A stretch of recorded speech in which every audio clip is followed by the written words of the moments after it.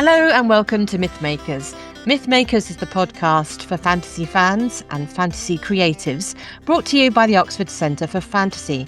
My name is Julia Golding, and today I am joined by Alwyn Hamilton, who has she's halfway through a really exciting series aimed at, I'd say, young adult upwards, and the first part is called The Notorious Virtues.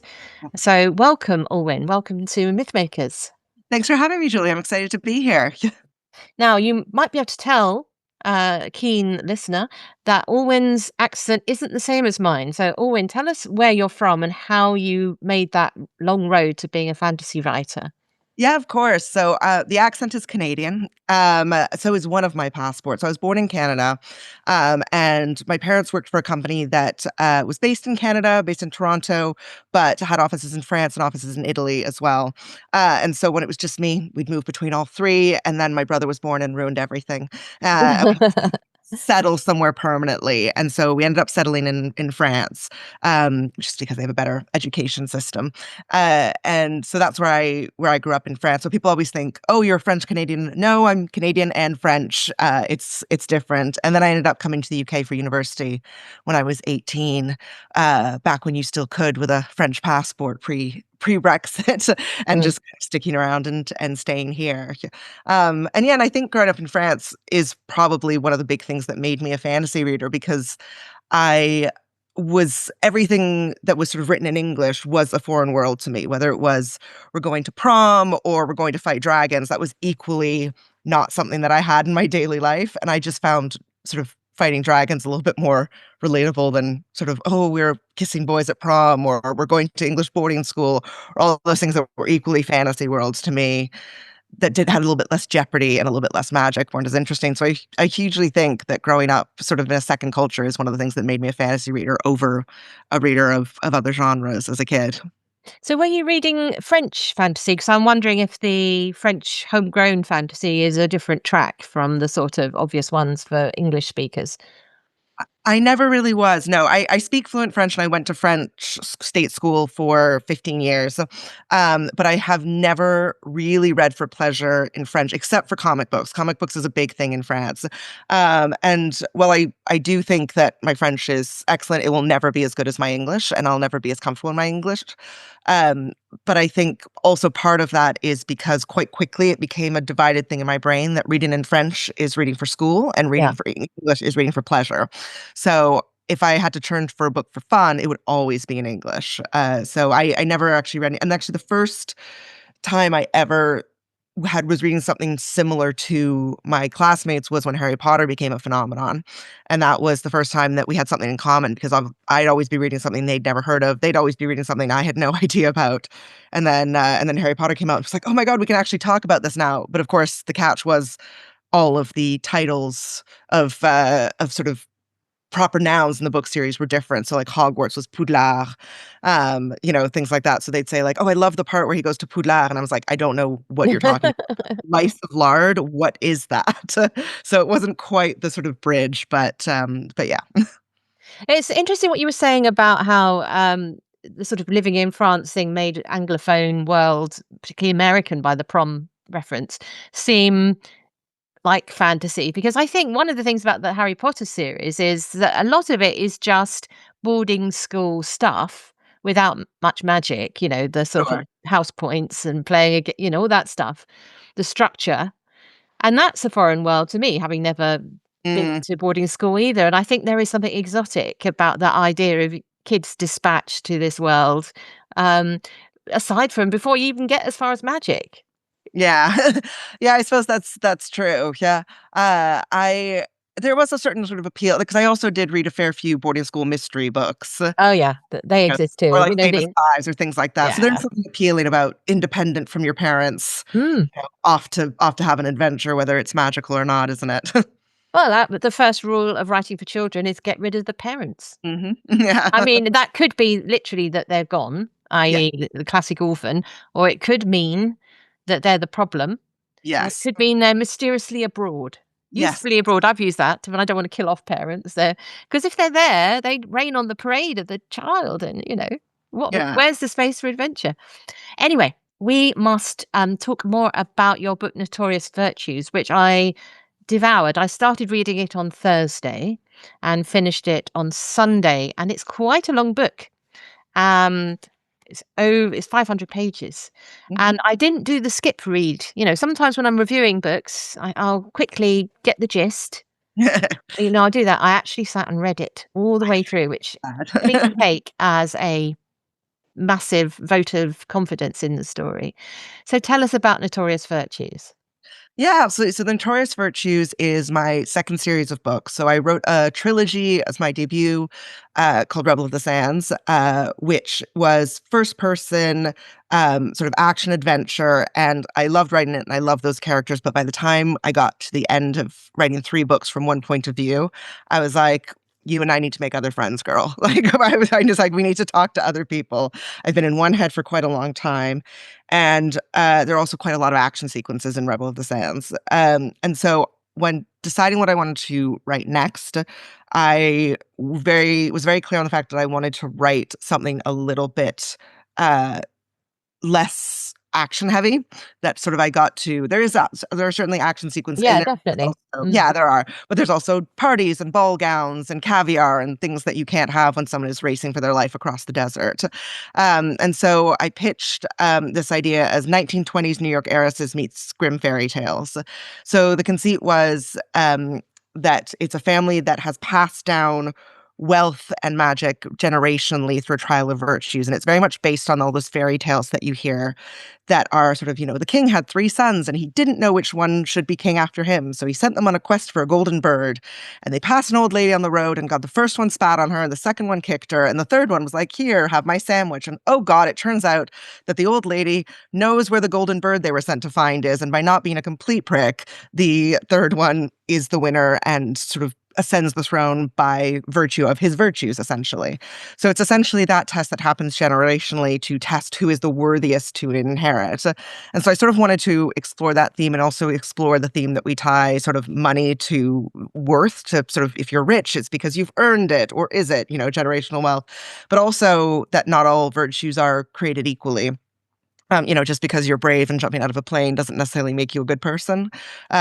Sort of all sorts of different virtues can mean different things, and not all are sort of measured equally, I would say. And then I also wanted to subvert the trope. So there's four main characters, and one of the main characters, Nora, has been very entrenched in the family the whole time, and then one is a new arrival to the family, which is quite a sort of classic fairy tale trope of sort of being plucked from obscurity and brought into this family. But I wanted to explore that in reverse, because I have a friend who is a social worker who once pointed out to me that there is a real lack of books that are both that are sort of positive to give to children who are not being raised by their biological parents in children's literature. Coming back to sort of Harry Potter as the example, it's the, oh, you're being raised by the horrible Dursleys, but oh, your birth family is, wonderful and glorious and gives you access to this magical thing. And that's a lovely story and a frequent trope, but she works frequently with kids in foster care or kids in adoption. That's not the right message to give to them. She says there's sort of two that she really thinks are positive for kids in that situation. And one of them is Superman, because Superman is being raised by a lovely adoptive family, but it still acknowledges his birth, and that's why he has his powers. And then the other one that she thinks is really healthy for kids is Kung Fu Panda, because he is being raised by the crane, but it does not erase his pandaness. And so her point was basically, I wish that someone would write more positive adoption stories, more positive fostering stories. And apparently what I heard was terrible birth family. So my way of sort of subverting the trope was not to write a positive adoption story. I hope many people do, but to write that trope of, oh, you're plucked from how you're being raised back to your birth family, but oh, they're awful. They're just some of the most self-involved people, and you're going to be made to prove that you're worthy to belong to them, essentially. So yeah, so that was sort of the origin point of everything. So the one who's within the family is Nora, and the one plucked from obscurity is Lottie. Yes. Um, what I found interesting about the trial of the virtues is that the people running the trial, the creatures running the trial, it seemed very sour and very, and That's why they're notorious virtues. They're not Yeah. like a religious saint-like virtue. They are you can be an awful person and still win a trial. On a So, technicality. yeah, on a technicality or being in the right place or doing it quicker. Um, so were you sort of purposely adding this sour note to that? You started off with the idea of the 3 kids and the old woman, which is usually straightforward virtue. Mhm. There you go. Save the cat, you know. Um, so were you adding this sour note to sort of slightly slant the fairy tale idea here? Because fairy tale creatures aren't very reliable. No, I think that's part of it, and I think so what I started by doing, quite straightforwardly, is sort of listing what virtues it was possible to be tested, and there were some very obvious ones, like bravery and things like that, but I think I approached it from a character point of view first, and I wanted Mm. to make it challenging for our main characters. Nora, who is the one ensconced in the family, is from the beginning of the book smarter than everyone else. That is never in question. And so it was very deliberate that there is no trial of intelligence. There's nothing in there for her to sort of just already validate who she already is and prove that she's smarter than everyone else. She Oh, I has to see. sort Mm. of live up to other parts of who she is and sort of push herself a little bit. So that was very deliberate to kind of to sort of challenge her and who she was and both of them and who they thought themselves to be essentially, and sort of try them in their most difficult things that they might have to live up to. There's other heiresses other than the two of them competing in these Yeah, trials, one of whom is Modesty, who is a very difficult person, who is yeah, not who is a person who is sort of exactly what I'm talking about with in terms of sort of not all virtues are created equally, that she is from the outside, she looks glamorous and beautiful and fun and, and she's nice and but underneath she's actually quite a bitter, nasty person who is sort of grubbing for this money. Yeah. And so I kind of wanted to highlight her as the reader. You very much know the wrong person is being rewarded, but she is the one who faced the troll. You can't argue with that. That's the sort of the tricky thing. And I don't want to spoil or anything, but it sort of hopefully brings you slowly to who their grandmother is as well. yeah. No, I mean, blame the parents, blame the grandparents, as to why she's like Generational that. trauma. Yeah. So you've done the period of the sort of 20s flapper periods. You mentioned that you had a sort of in mind New York. I was also thinking Mitford sisters. Yes. Um, of course, if you know the real Mitford family, Mm. which is a fascinating messed up family from the English class system. And but I was also thinking Berlin with that kind of sour note of the sort of cabaret feel to Mhm. the world, heading towards fascism or something really dark, which fits with the Grimm. Yes. Obviously, in fantasy, you're allowed to mash all these things up, but why the 20s? Why aren't you doing the classic swords and sandals, you know, dragon fantasy from the, with the castles? Yeah. Why not that, and why 20s? I think there's a few different reasons. One of them is going to be quite boring and practical, so I'll start with that. Which is that Rebel of the Sands, my trilogy is set in kind of like an 1880s-ish Mhm. technologically. And one of the characters, Nora's grandmother, her other grandmother, not the one she shares with all the other heiresses, is a teenager in the Notorious in Rebel of the Sands. So there is a link. They are in the same world, these Okay. two series. And I very much did want to link them. That's a character who appears in the second and third book of the trilogy. And you meet her when she's a teenager and now has gone off and is now someone's grandmother. And I wanted to sort of say that evolution. So just in terms of sort of time passage and where we are technologically with Rebel of the Sands, it made sense that it was 1920s.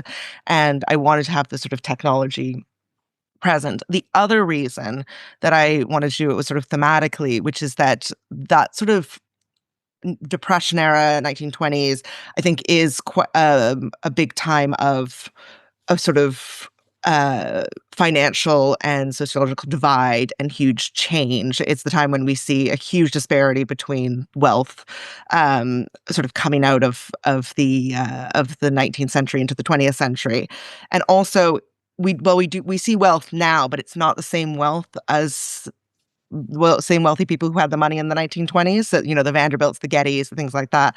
That money was all dispersed over generations. All those people who made money from railroads and industries and things like that, has been quite dispersed over the last century since then, essentially. So that's kind of partly where the idea came from, of this fear of dispersing the money, is where the Holtzfalls, the main family in the book, have found that sort of keeping it on one person keeps their power and keeps them running the system, essentially. That by not dispersing their wealth, that is how they have never changed and grown and evolved, and maybe seen that the world is evolving around them, essentially. Yeah, that's interesting, that idea of consolidating the money in one, because of course that's how kingships work. So yeah, And there is a sort of fantasy trope of thinking the kings are the answer, Return of the King, that if you have a king, you're fine. A good, yeah, benevolent king, benevolent magnate in the case of your world, everything's fine. yeah. But you're actually unpacking the fact, well, what about concentrating it on that one person? What happens to everybody else and how it Mhm. perverts their way of behaving?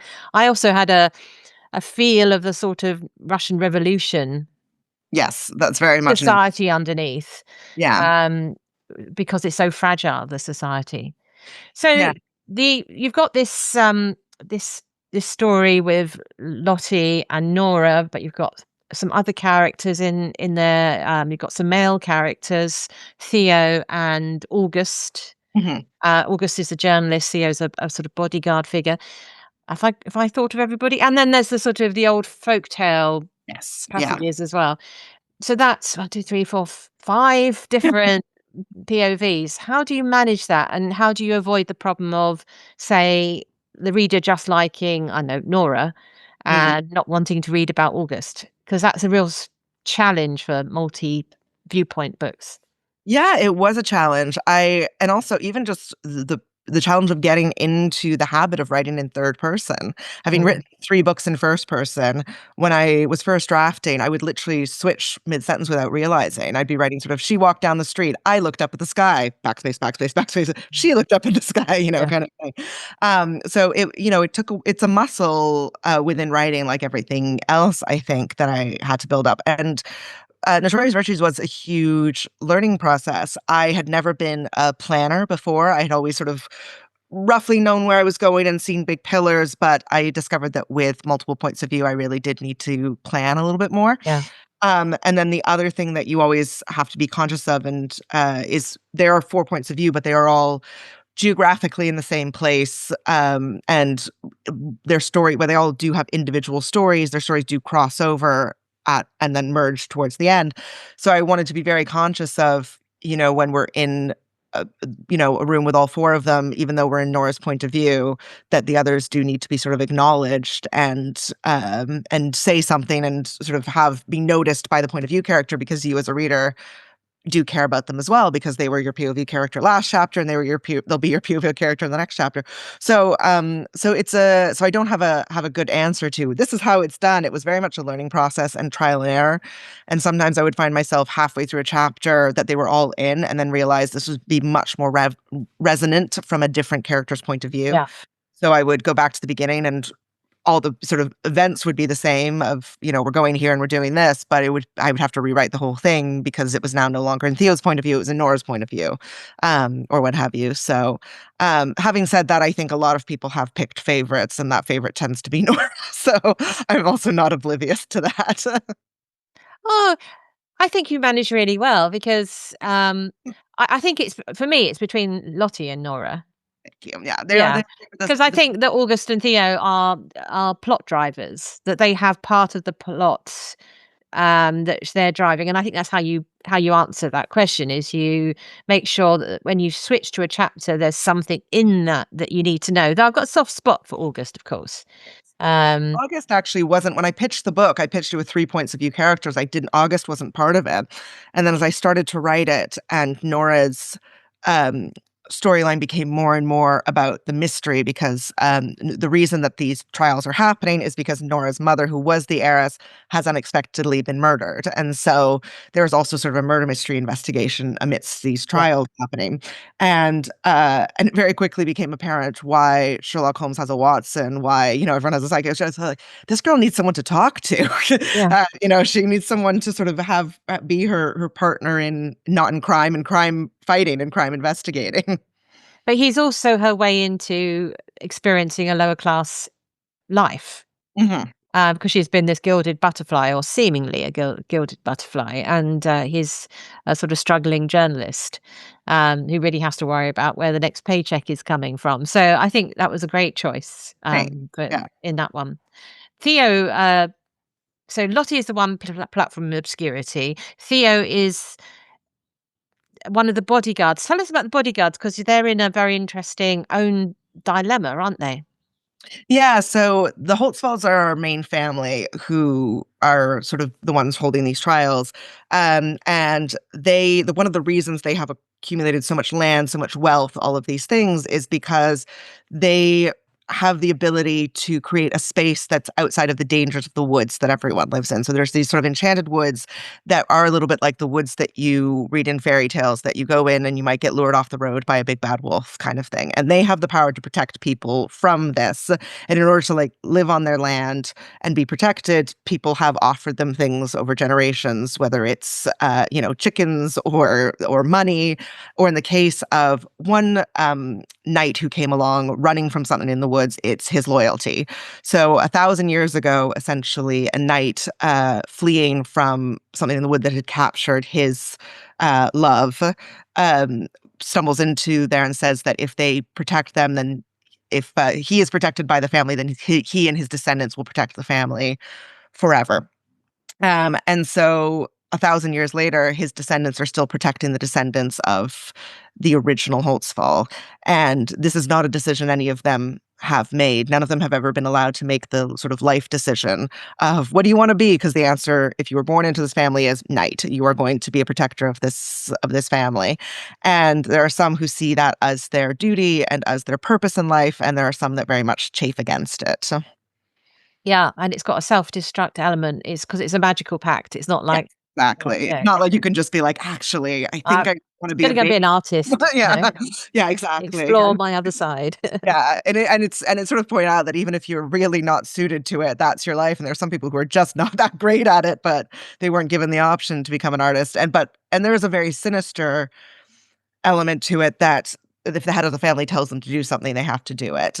Um, and I don't know if it's one of my favorite books from childhood, and you find the things cropping up from your childhood without realizing it. I don't know if you've read Ella Enchanted by Gail Carson Levine. I love that book. It's a Cinderella retelling where, as a child, Cinderella is given the gift of obedience, quote unquote under gift, so that she'll be the perfect young lady, and that's how she ends up indentured to the step family. As they realize that if they tell her to scrub the floors, Cinderella, she has to do it, and that's how she sort of gets into that situation. I that's one of my sort of childhood books I've read easily 100 times. And you find these things, influences from your childhood creeping into your adult books. So you're like, oh, that's, the bit of the knights having to do what they're told. That's pure Ella Enchanted. That's where that came Yeah, from. yeah. So, I mean, fantasy is obviously very often a mirror we sort of reflect up against society. I kept thinking of a lot of modern parallels, particularly about inequality in wealth. I would say that our equivalent of the Gettys and what have you these days are much less stylish. Agreed. But was that something you had consciously in your mind, or is it something you saw afterwards? Because I think for me, it often works afterwards. I find, oh yeah, that's worked out something which I didn't realize I was thinking about. Yeah, I think it worked out afterwards because I think looking back on it, how quickly things have changed in the last few years is Mm, apparent to me. When I started writing this book, it was pre-pandemic. It wasn't we weren't it obviously the wealth disparity has always been there, but it wasn't as obvious as it has become in the last few years of you know, pick your crisis, pandemic, elections, wars, terrible things that have happened. I think the wealth disparity has become more and more obvious. the there's an there is another version of this book that doesn't exist anywhere in reality, but this book could have very easily been told from the point of view of the Grimms and be about toppling sort of the power hungry. I mean, the Holtzfalls are literally referred to at one point as sort of sitting on their hoard of money like dragons. And there is an element of that it could be about the brave Grimms fighting and killing the dragon and taking the wealth in order to sort of create equality. That would be a much more sort of straightforward version of this story. I didn't want to do that because I kind of already done it in Rebel of the Sands. It's not about wealth inequality, it's about dictatorship, but that is the story of sort of the little people rebelling against the big power. So that's why I didn't want to do that. But the narrative could very easily be switched, and it would be a different book, not from the Holtzfalls' point of view.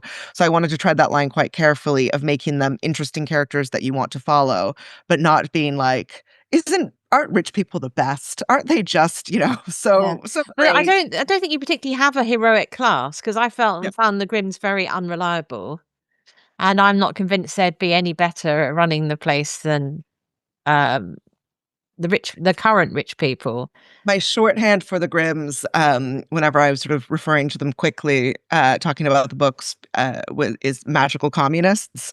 And as you said, sort of Russian Revolution, the best of intentions can work out very, very poorly. Yeah, yeah, And I think you'll see more of that in book two of how it's working out for them, essentially, how idealism translates into action poorly sometimes. yeah. No, I can see the logic of that going forward.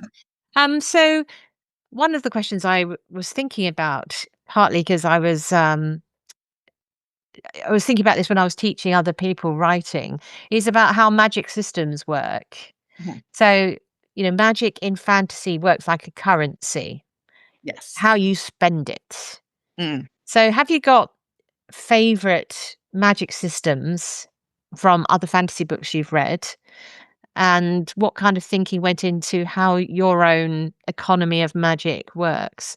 So, if I give you a scale, so in Harry Potter, there seems to be no end to magic. Mm. If you know the spell, you can do it. It's not Yeah. like, yeah. Whereas in some other magic systems, it's like a sort of rare resource that has to be mined or something like that. Yeah. So where are you in your magic economy? It's interesting. I was thinking about this the other day because I do a mentorship program for a mentorship for a program, and I was talking about to my mentee about her magic system and sort of saying that you can't have it both ways of it being you're born with it and also you can learn it. And I think those are the two that I think of for me. I think you can be born with it and get better at it, get trained at something, Yeah. or it can be something that you can learn from books and things like that. And I have, I think, tended towards the born with it magics in my systems so far. So the magic in Rebel of the Sands primarily exists with children who are children of supernatural beings and humans. They're sort of demigods by any other name. So they all have a power, like a sort of how Hercules has super strength. Yeah. They have different things. So that's I think that's always sort of a touchstone for me. In this one, the power is sort of very much directly, quite as you said, sort of spending it's very much directly linked to money. It is another form of wealth, and it's also being used to power cars, but also power, charms that can fix your hair quickly or whatever, sort of things frivolous if you have the money to spend, non-frivolous if you needed to heat your house kind of thing. So I want to treat it very much like money in the situation. The thing that's really important to me and that matters to me both as a writer and a reader for magic systems is that there be some sort of touchstone to come back to. For me, that's always a creation myth. All of my whether it's true or not, or whether it's true to those characters or actually true in the story, I will always have some kind of myth of the making of magic or the making of people of why we are here. So that myth in the Notorious Virtues is the interstitial fairy tale chapters that you were referring to, tells the story of how the family got their power to begin with. And so that that is always clearly there. And anytime there might be sort of a question or can magic do that, I can always sort of come back to that touch point. In terms of sort of favorite magic systems in books, there are a ton. I love the magic system in Leigh Bardugo's Grishaverse series. I always think that that one's very sort of clever. It's called the little science in her books, and so it works out. It sort of is treated like a sort of additional like a higher science, something that can be taught and learned. But there are also people who are treated differently, who are very superstitious of it. There are histories of people with these powers being either mistreated or killed, and their bones treated like relics that could do magic, things like that, that I thought was just genius and fascinating. And then one that I've read really, really recently is M.L. Wang's Blood Over Bright Haven. Would you like me to spoiler it or shall I not? How spoilery Okay, is? I can't. It's very spoilery, but that is a. I'll make it as unspoiler as I can. There is a city that is sort of that is clearly built in the Arctic, that is shielded by magic, that is run entirely by magic, and it is sort of the bright haven of the world. But as the book goes on, a young woman who is the first female practitioner of magic and is very much breaking down those gender barriers starts to sort of discover the darker side of it and what the actual cost of it is. And it is an absolutely harrowing book and a harrowing discovery, and it's a wonderful read. And I think I've rarely seen sort of the cost of magic done better than that in terms of a book. I highly recommend it. I we were reading it for book club, and someone finished it sort of literally an hour before book club, and we all got a sort of series of raging sort of text being like, "What do you mean it's a standalone? There's no sequel? That's where it ends? What are you Oh, talking about?" Sort of thing. And we were like, "Oh, literally just finished it. This will make for a fun discussion." yeah. I've got one which is in the sort of YA area. Is a, a writer called Madeline Sellier, I think. She's written a series of books, and one of them is called the Spoken Mage series. Um, and what I found them through download. You know, she's I think she's more in that space. But anyway, what I really like about her idea is that it really exposes a class system. So magic in her world has been sort of corralled by those who can write it, and they Okay. become the sort of the ruling classes. And there's training and strict rules about how to begin and end your spells, and the quicker you get, the shorter the spell is, the more sort of powerful magician you are. And then out of the blue, this working class lass from a happy, lovely family discovers that she can speak magic, and it Oh, explodes the system, and they don't know what to do with her because in some ways she's weaker than them, and in other ways, and she obviously hasn't been brought up in the right classes, and in other ways, she is more powerful because she's more flexible. right. And the series, I think it's 3 or 4 books, explores what happens when she enters that system that's been doing magic one way and she comes in of another. I So love it. I really like that. Yeah. And another series I have enjoyed the magic system is the Trudy Canavan Magicians Guild Mm, series. I haven't read those in ages. Yeah, no, I mean, they've been a while around for a Uh, while. Oh, and the other one, Garth Nix, Sabriel. I've just reread um, Lyriel recently, and I yeah, was thinking I really like your magic system with the the yeah. sort of eh, inscriptions underlying everything. It's great. If you haven't read those, highly recommended. No, Older I can't books, but yeah, yeah. I can't see a bell without thinking of Garth Nix. Oh, yeah. I don't know, The reference real there, spell. Yeah, listeners, is that, the Ab Horton, who's like the necromancer figure, a good but good, has bells that take you through the gates towards death, yeah, and it's just brilliant. It's wonderful, really. wonderful book Yeah, those are series. fantastic. Yeah. So, we usually finish, Alwyn, with having a bit of fun about just thinking about all the fantasy worlds we've enjoyed in books and on screen or wherever, and we think of one theme from your book and work out if we were gonna take that idea elsewhere, where would we have the best experience? And I your book has lots of of those parties, the bright young thing parties of, sipping champagne and dancing the night away. Where do you think in all the fantasy worlds is the best place to go for that kind of high class party? We're not talking like a Hobbit knees up. We're talking, champagne and caviar and dancing.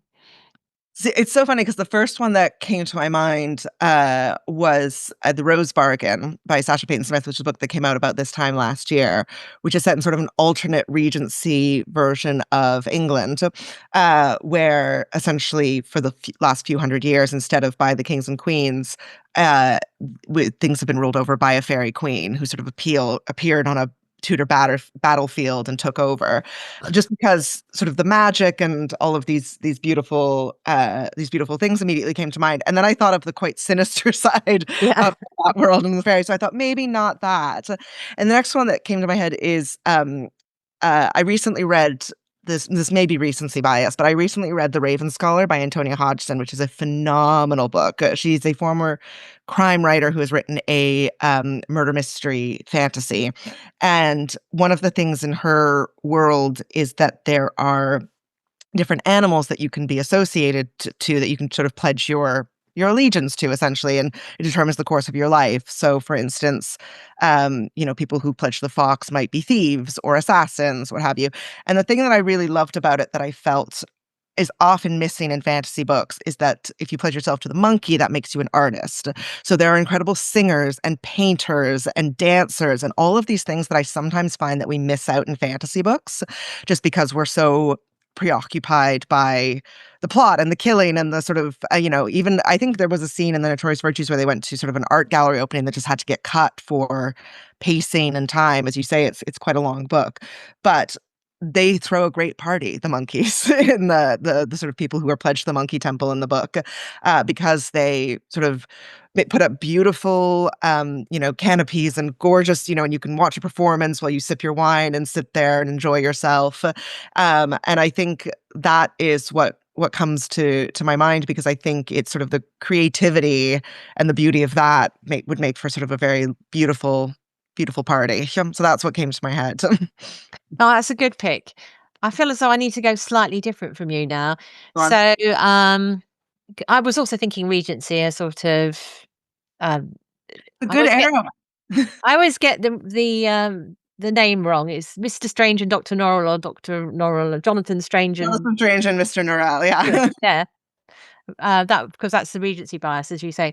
But I think probably, um, I would go for a sort of a sci-fi version of it, and I think you could have a hilariously elegant party, but bit spoof in the world of Douglas Adams and Hitchhiker's Guide to the Galaxy. On one of the planets, there's probably in that universe a party planet, There probably is. I and would Zaphod rare. Beeblebrox would turn up. Uh, yeah, so I think I'll choose that just to go a little bit different.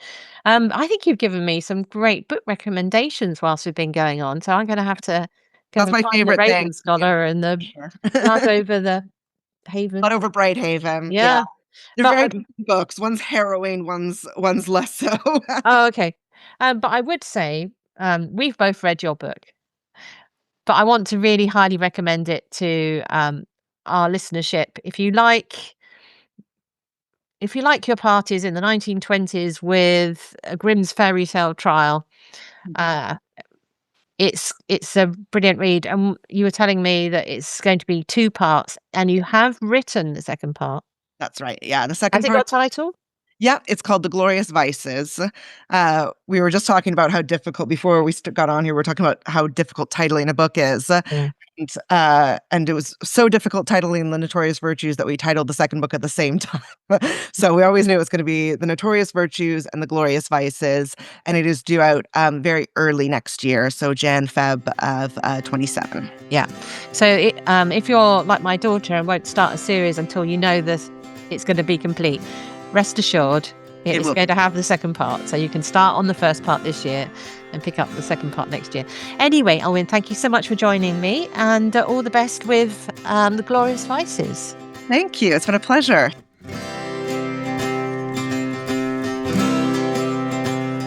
Thanks for listening to Mythmakers podcast, brought to you by the Oxford Centre for Fantasy. Visit oxfordcenterforfantasy.org to join in the fun. Find out about our online courses, in-person stays in Oxford, plus visit our shop for great gifts. Tell a friend and subscribe wherever you find your favourite podcasts worldwide.